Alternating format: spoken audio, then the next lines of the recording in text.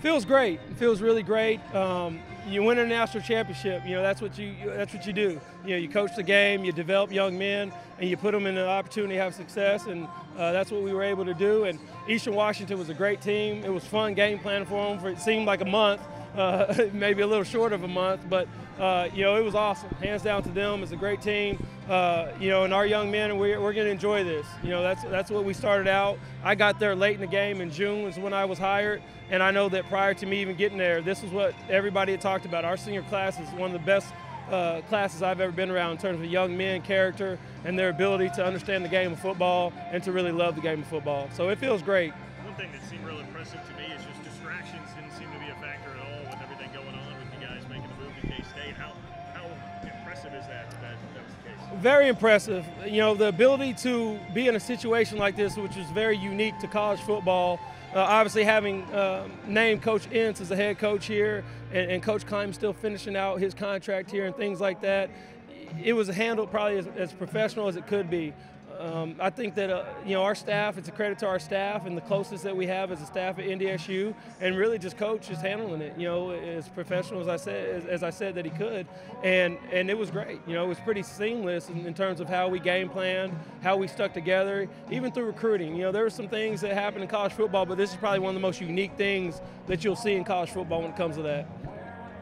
The focus should be on this team and your guys today, but I am curious, being a guy who played at Mizzou and coached at Oklahoma State, what memories do you have at K-State from those times, back in the Big 12? A lot of great memories. I mean, my freshman year, I was a scout team quarterback playing L. Roberson, and running a triple option. I never ran a triple option before.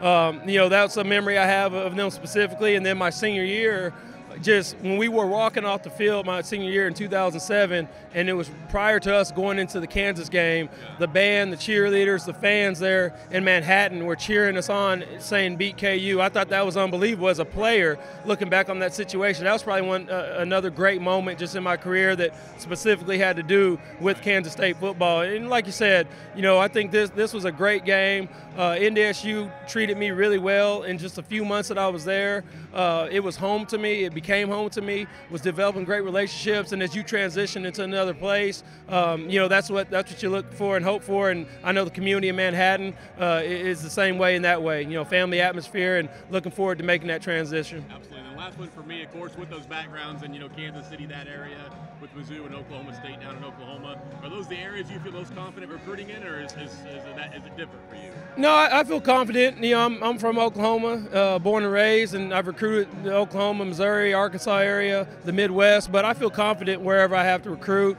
I've nationally recruited receivers, so recruiting is relationship building, and I've learned a lot from different coaches in my career as far as, basically the best advice I was given getting into coaching when I first started this thing in 2009, which is be yourself. Be yourself, and obviously there's some little nuances that you learn as you go along the way, but just be myself, and wherever I go recruit, you build relationships with coaches and obviously with young men and their families.